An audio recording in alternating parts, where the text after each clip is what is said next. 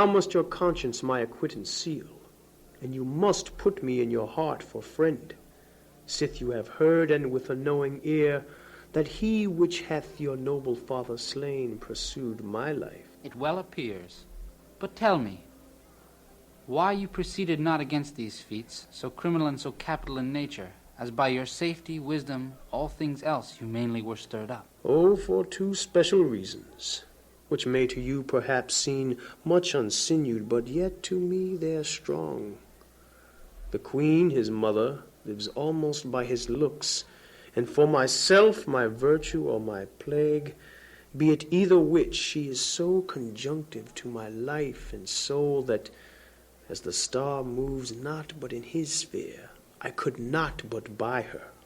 The other motive, why to a public I might not go, is the great love the general gender bear him, who dipping all his faults in their affections would, like the spring that turneth wood to stone, convert his gyves to graces, so that my arrows, too slightly timbered for so loud a wind, would have reverted to my bow again, and not where I had aimed them.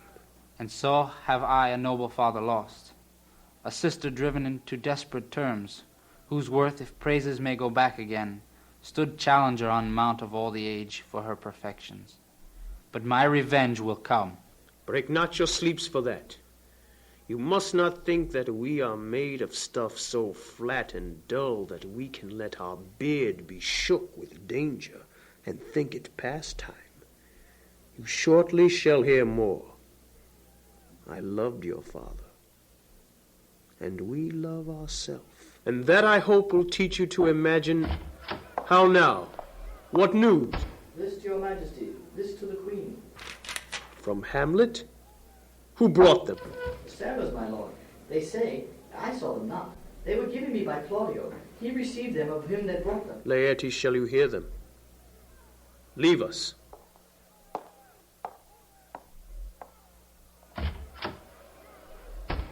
High and mighty, you shall know I am set naked on your kingdom.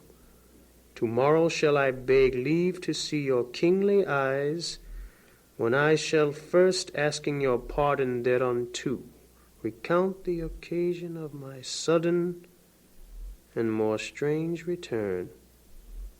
Hamlet, what should this mean? Are all the rest come back? Or is it some abuse? Or no such thing? Know you the hand? 'Tis Hamlet's character. Naked. And in a postscript here he says, alone. Can you devise me? I'm lost in it, my lord. But let him come. It warms the very sickness of my heart that I shall live and tell him to his teeth, thus didst thou. If it be so, Laertes, as how should it be so? How otherwise? Will you be ruled by Aye, me? my lord. So you will not o'errule me to a peace. To thine own peace. If he be now returned as checking at his voyage, and that he means no more to undertake it, I will work him to an exploit now ripe in my devise, under the which he shall no choose but fall, and for his death no wind or blame shall breathe, but even his mother shall uncharge the practice and call it accident. My lord, I will be ruled. That rather if you could devise it so, that I might be the organ. It falls right. You have been talked of since your travel, much, and that in Hamlet's hearing for a quality wherein they say you shine. Your sum of parts did not together pluck such envy from him as did that one, and that in my regard of the unworthiest siege. What part is that, my lord? A very wry bane in the cap of youth, yet needful too, for youth no less becomes the light and careless livery that it wears, than settled age his sables and his weeds, importing health and graveness. 2 months since, here was a gentleman of Normandy, and I have seen myself and served against the French, and they came well on horseback, but this gallant had witchcraft in it. He grew unto his seat, and to such wondrous doing brought his horse as he had been encorpsed and demi-natured with the brave beast. So far he toppled my thought that I, in forgery of shapes and tricks, come short of what he did. A Norman, was it? A Norman. Upon my life, Lamond. The very same. I know him well. He is the brooch indeed and gem of all their nation. He made confession of you, and gave you such a masterly report for art and exercise in your defense, and for your rapier most especial, that he cried out 'twould be a sight indeed if one could match you. The scrimmers of their nation, he swore, had neither motion, guard, nor eye, if you opposed them. Sir, this report of his did Hamlet so envenom with his envy that he could nothing do but wish and beg your sudden coming over to play with you. Now out of this... What out of this, my lord? Laertes, was your father dear to you? Or are you like the painting of a sorrow, a face without a heart? Why ask you this? Not that I think you did not love your father, but that I know love is begun by time, and that I see in passages of proof time qualifies the spark and fire of it. There lives within the very flame of love a kind of wick or snuff that will abate it, and nothing is at a like goodness still. For goodness growing to a pleurisy dies in his own too much. That we would do, we should do, when we would. For this wood changes, and hath abatements and delays as many as there are tongues, are hands, are accidents. And then this should is like a spendthrift sigh that hurts by easing, but too quick of the ulcer. Hamlet comes back. What would you undertake to show yourself indeed your father's son, more than words? To cut his throat in the church. No place indeed should murder sanctuarize. Revenge should have no bounds. But good Laertes, will you do this? Keep close within your chamber. Hamlet returns shall know you are come home.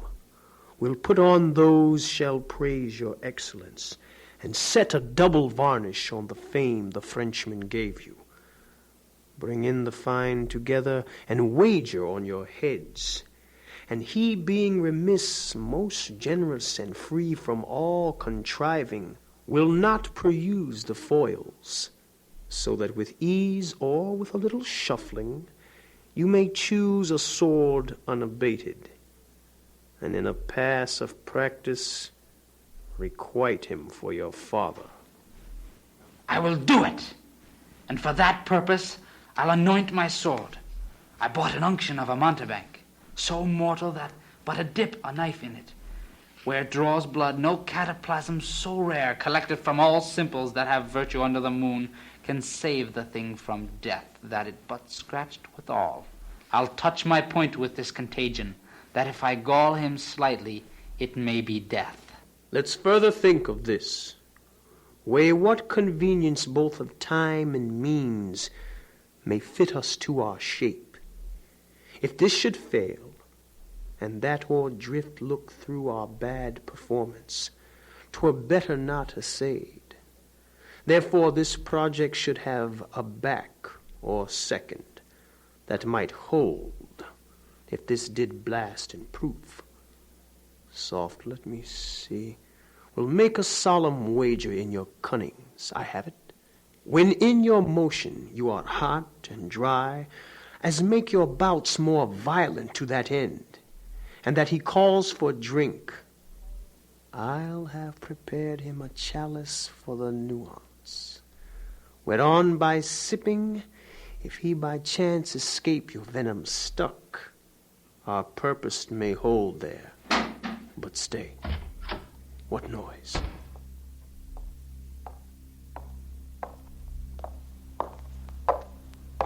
One woe doth tread upon another's heel, so fast they follow. Your sister's drowned, Laertes. Drowned? Oh, where? There is a willow grows askant the brook that shows his hoar leaves in the grassy stream. Therewith fantastic garlands did she make of cornflowers, nettles, daisies, and long purples that liberal shepherds do give a grosser name, but our cold maids do dead men's fingers call them. There on the pendant boughs, her coronet weeds clambering to hang, an envious sliver broke, when down her weedy trophies and herself fell in the weeping brook. Her clothes spread wide, and mermaid-like a while they bore her up, which time she chanted snatches of old tunes, as one incapable of her own distress, or like a creature native and endued unto that element. But long it could not be, till that her garments, heavy with their drink, pulled the muddy wretch from her melodious lay to muddy death. Alas, then she is drowned. Drowned, drowned. Too much of water hast thou, poor Ophelia, and therefore I forbid my tears. But yet it is our trick. Nature her custom holds. Let shame say what it will. When these are gone, the woman will be out. Adieu, my lord. I have a speech o'er the fire that fain would blaze, but that this folly drowns it. Let's follow Gertrude. How much I had to do to claim his rage. Now fear I this will give it start again. Therefore, let's follow.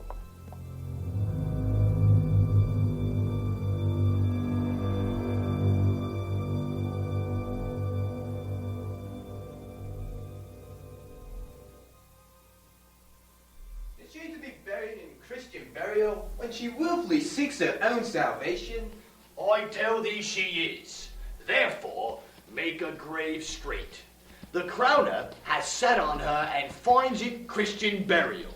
How can that be, unless she drowned herself in her own defense? Why, 'tis found so. It must be si offendendo. It cannot be else. For here lies the point. If I drown myself wittingly, it argues an act, and an act hath three branches. It is to act, to do, to perform. Our gal, she drowned herself wittingly. Nay, but hear you, Goodman Delver. Give me leave. Here lies the water. Good. Here stands the man. Good. If the man goes to this water and drown himself, it is willy-nilly he goes. Mark you that. But if the water comes to him and drown him, he drowns not himself.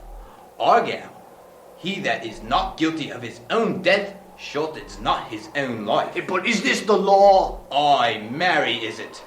Crowner's quest law. Will you have the truth on it? If this had been a gentlewoman, she would have been buried out of Christian burial. Why, there thou sayest. And the more pity that great folk should have countenance in this world to drown or hang themselves more than they're even Christian. Come, my spade, there's no ancient gentlemen but gardeners, ditchers, and grave makers. They hold up Adam's profession. Was he a gentleman?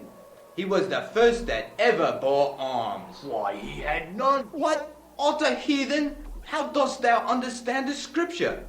The scripture says Adam digged. Could he dig without arms? I don't know. I'll put another question to thee. If thou answerest me not to the purpose, confess Go thyself. to. What is he that builds stronger than either a mason, the shipwright, or the carpenter? The gallows maker, for that frame outlives 1,000 tenants. I like thy wit well, in good faith. The gallows does well, but how does it well? It does well to those that do ill. Now thou dost do ill to say the gallows is built stronger than the church. Our gal, the gallows may do well to thee. To it again come. Who builds stronger than a mason, a shipwright, or a carpenter? Aye, tell me that, and on yoke. Marry, now I can tell. To it. Mass, I cannot tell. Cudgel thy brains no more about it, for your dull ass will not mend his pace with beating. And when you are asked this question next, say, a grave maker. Their houses he makes last till doomsday. Go, get thee in and fetch me a stoup of liquor.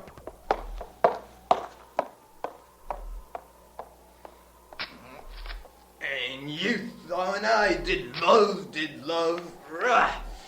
methought it was very sweet to contract a time for my behalf. Oh, methought there was nothing. Has this fellow no feeling of his business, that he sings in his grave making? With his spilling steps, has clawed me in his clutch, and had stripped me into the land. And if I had never been such... Ugh. That skull had a tongue in it, and could sing once. How the knave jowls it to the ground, as if it were Cain's jawbone that did the first murder. A pit of clay for to be made, for such... Oh, a guest is... There's meet. another. Why may not that be the skull of a lawyer? Whose grave is this, sirrah? Mine, sir. Oh, a pit of clay for two. I think it be thine indeed, for thou liest in it. You lie out on it, sir, and therefore 'tis not yours. For my part, I do lie in it, yet it is mine. Thou dost lie in it, to be in it, and say it is thine. 'Tis for the dead, not for the quick. Therefore thou liest. 'Tis a quick lie, sir. Tool away again from me to you. What man doth you dig it for? For no man, sir. What woman then? For none neither. Who is to be buried in it? One that was a woman, sir, but, rest her soul, she's dead. But in youth I did love. How absolutely knave he is. We must speak by the card, or equivocation will undo us. By the Lord, Horatio, this 3 years I have took note of it. The age is grown so picked that the toe of the peasant comes so near the heel of the courtier that he galls his kibe. But age with his... How long hast thou been a grave maker? Only in his clutch. Of all the days in a year, I came to it that day our last King Hamlet overcame Fortinbras. How long is that since? Cannot you tell that? Every fool can tell that. It was that day that young Hamlet was born. He that is mad and sent to England. Aye, marry.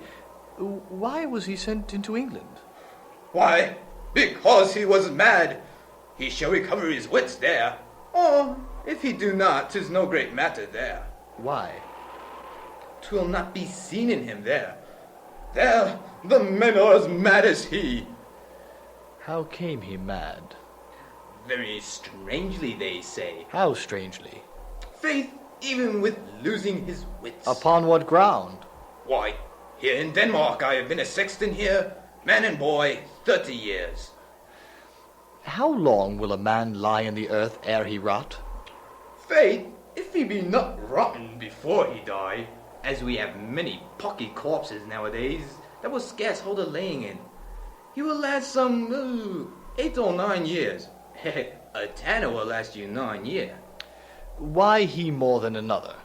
Why, sir, his heart is so tanned with his trade that he will keep the water a great while. Why, your water is sore decayer of your wholesome dead body. Here's a skull now hath lain you in the earth 23 years. Whose was it? Wholesome mad fellow it was. Whose do you think it was? Nay, I know not. Pestilence on him for a mad rogue. He poured a flagon of Rhenish on my head once. This same skull, sir, was, sir, Yorick's skull, the king's jester. This? Even that. Alas, poor Yorick. I knew him, Horatio. A fellow of infinite jest, of most excellent fancy. He had borne me on his back 1,000 times, and now, how abhorred in my imagination it is. My gorges rise at it. Here hung those lips that I have kissed, I know not how oft. Where be your jibes now? Your gambols, your songs, your flashes of merriment that were wont to set the table on a roar? Not one now to mock your own grinning? Quite chapfallen? Now, get you to my lady's chamber, and tell her, let her paint an inch thick. To this favor she must come. Make her laugh at that. Prithee, Horatio, tell me one thing. What's that, my lord? Dost thou think Alexander looked of this fashion in the earth?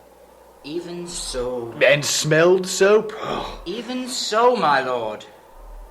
To what base uses we may return, Horatio? Why may not imagination trace the noble dust of Alexander till he find it in stopping a bunghole? 'Twere to consider too curiously, to consider so. No, in faith, not a jot, but to follow him thither with modesty enough and likelihood to lead it. Alexander died. Alexander was buried. Alexander returneth to dust. The dust is earth. Of earth we make loam. And why of that loam whereto he was converted? Might they not stop a beer barrel? Imperious Caesar, dead and turned to clay, might stop a hole to keep the wind away. Oh, that earth which kept the world in awe should patch a wall to expel the wind's flaw. But soft a while. Here comes the king, the queen, the courtiers. And with such maimed rites. Who is this they follow? This does betoken the corpse they follow did with desperate hand fordo its own life. 'Twas of some estate. Coach we a while and mock. What ceremony else? That is Laertes, a very noble youth. Mark. What ceremony else? Her obsequies have been as far enlarged as we have warranty.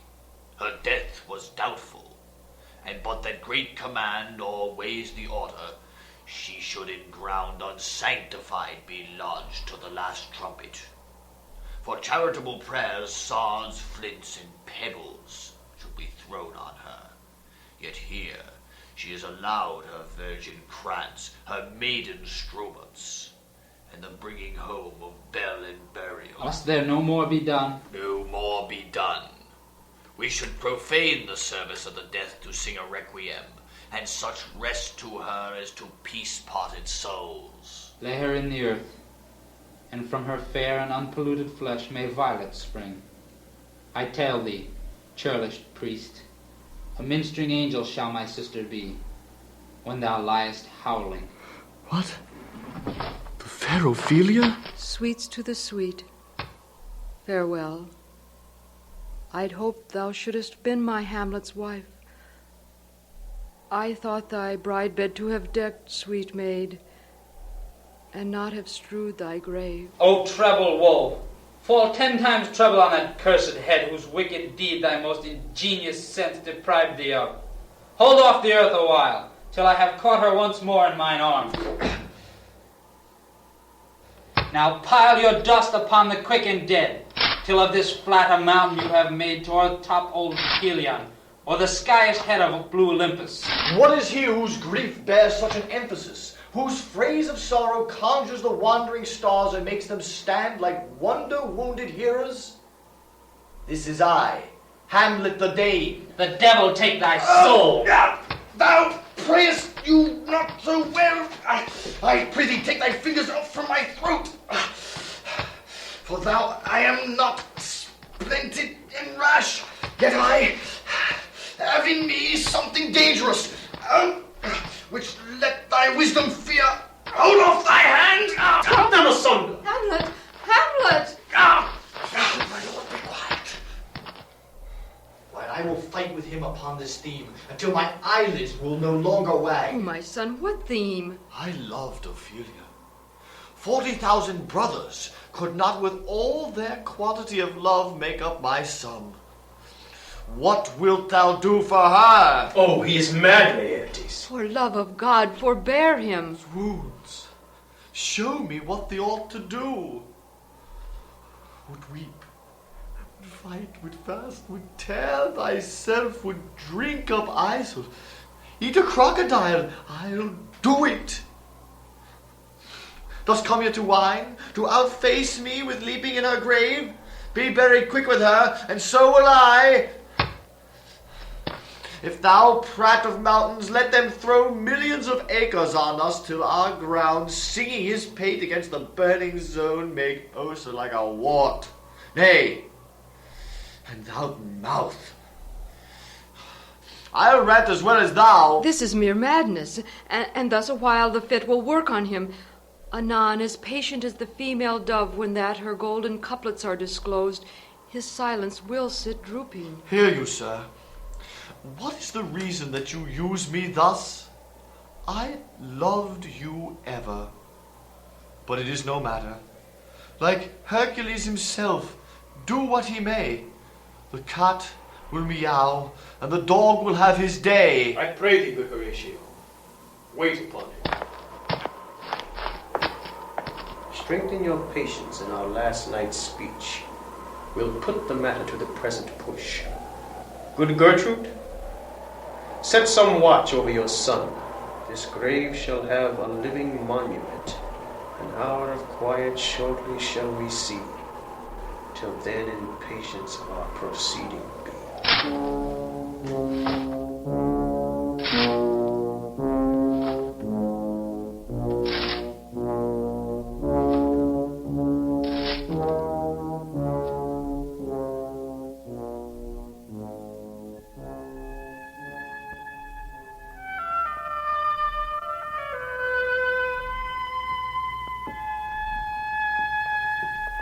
So much for this.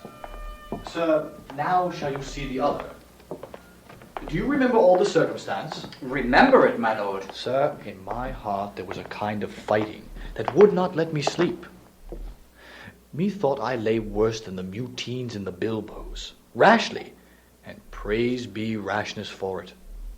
Let us know, our indiscretion sometimes serves us well, when our deep plots do pall, and that should learn us. There's a divinity that shapes our ends, rough hew them how we will. That is most certain. Up from my cabin, my sea gown scarfed about me, in the dark groped I to find out them. Had my desire fingered their packet, and in the fine withdrew to mine own room again, making so bold, my fears forgetting manners, to unseal their grand commission, where I found, Horatio, royal knavery, an exact command, lauded with many several sorts of reasons, importing Denmark's health and England's too, with such bugs and goblins in my life that on the supervise no leisure bated, no, not to stay the grinding of the axe, my head should be struck off. Is it possible? Well, here's the commission. Read it at more leisure.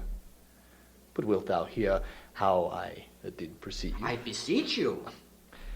Being thus benetted round with villainies, or I could make a prologue to my brains, they had begun the play.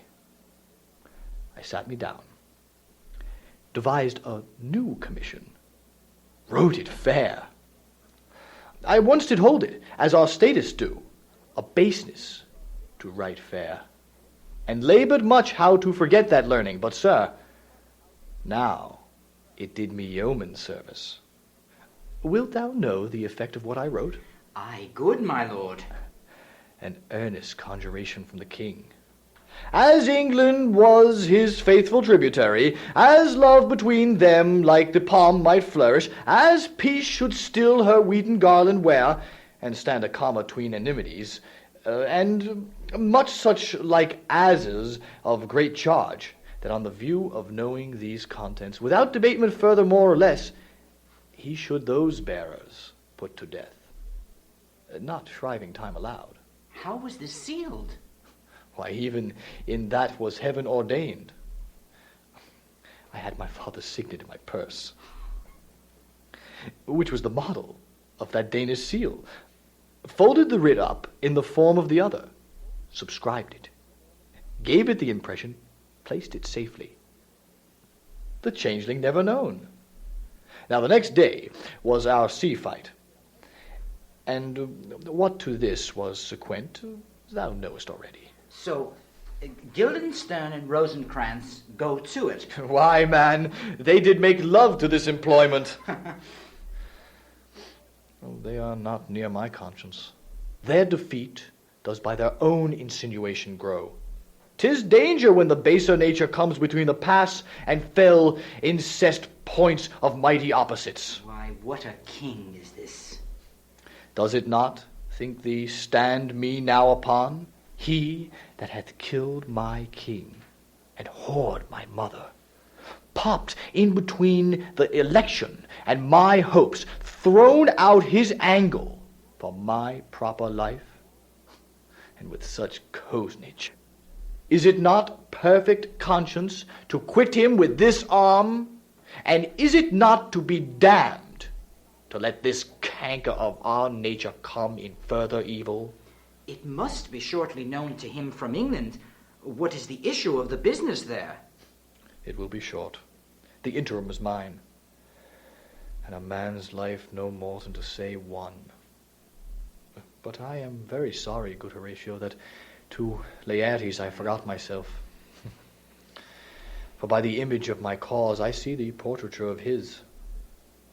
I'll court his favours, but sure the bravery of his grief did put me into a toe-ring passion. Peace. Who comes here? Your lordship is right welcome back to Denmark. I humbly thank you, sir. Dost know this waterfly? No, my good lord. Thy state is more gracious, for 'tis a vice to know him. He hath much land, and fertile. Let a beast be a lord of beasts, and his crib shall stand at the king's mess. 'Tis a chough, but as I say, spacious, in the possession of dirt. Sweet lord, if your lordship were at leisure, I could impart a thing to you from his majesty. I will receive it, sir, with all diligence of spirit. Put your bonnet to its right use. 'Tis for the head. I thank your lordship, it is very hot. Oh, believe me, 'tis very cold. The wind is northerly. It is indifferent cold, my lord, indeed. But yet methinks is very sultry, and hot for my complexion. Exceedingly, my lord, it is very sultry. As it were, I cannot tell how, but my lord his majesty bade me signify to you that he has laid a great wager on your head. So this is the matter. I beseech you, remember. Nay, good my lord, for mine ease and good faith.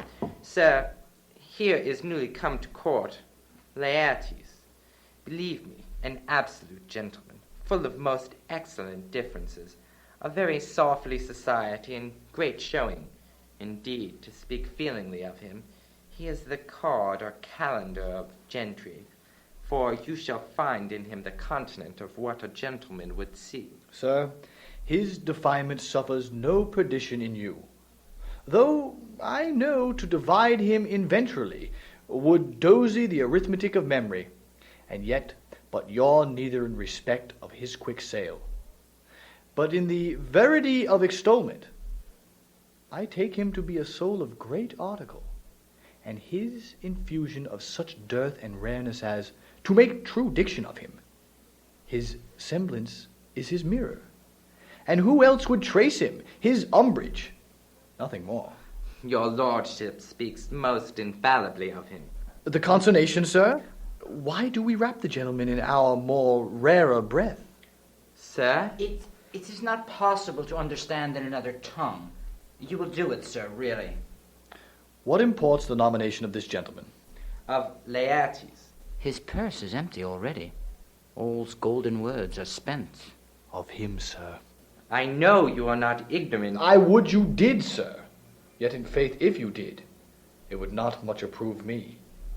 Well, sir? You are not ignorant of what excellence Laertes is. I dare not confess that, lest I should compare with him in excellence. But to know a man well, or to know himself. I mean, sir, for his weapon, but in the imputation laid on him by them, in his meed he's unfellowed. What's his weapon? Rapier and dagger. That's two of his weapons. But well... The king, sir, hath wagered with him 6 Barbary horses, against which he has impounded, as I take it, 6 French rapiers and poniards, with their signs, as girdle, hanger, and so. 3 of the carriages, in faith, are very dear to fancy, very responsive to the hilts, most delicate carriages, of very liberal conceit. What call you the carriages? I knew you must be edified by the margent air you had done. The carriages, sir, are the hangers. The phrase would be more germane to the matter, if we could carry a cannon by our sides. I would it might be hangers till then. But on, 6 Barbary horses against 6 French swords, there are signs, and their liberal conceited carriages. That's the French bet against the Danish. Why is this all impawned, as you call it? The king, sir, hath laid that in a dozen passes between yourself and him he shall not exceed you 3 hits. He hath laid on 12 for 9, and it will come to immediate trial if your lordship would vouchsafe the answer. How if I answer no? I mean, my lord, the opposition of your person in trial. Sir, I will walk here in the hall. If it please his majesty, it is the breathing time of day for me. Let the foils be brought, the gentleman willing, and the king hold his purpose. I will win for him, and I can. If not, I will gain nothing but my shame and the odd hit. Shall I re-deliver you even so? To this effect, sir. After what flourish your nature will. I commend my duty to your lordship. Yours! This lapwing runs away with the shell on his head. He did comply, sir, with his dug before he sucked it. Thus has he, and many more of the same bevy that I know the doughty age dotes on. Only got the tune at the time. And out of a habit of encounter, a kind of yesty collection which carries them through, and through the most feigned and widowed opinions, and do but blow them to their trial. The bubbles are out.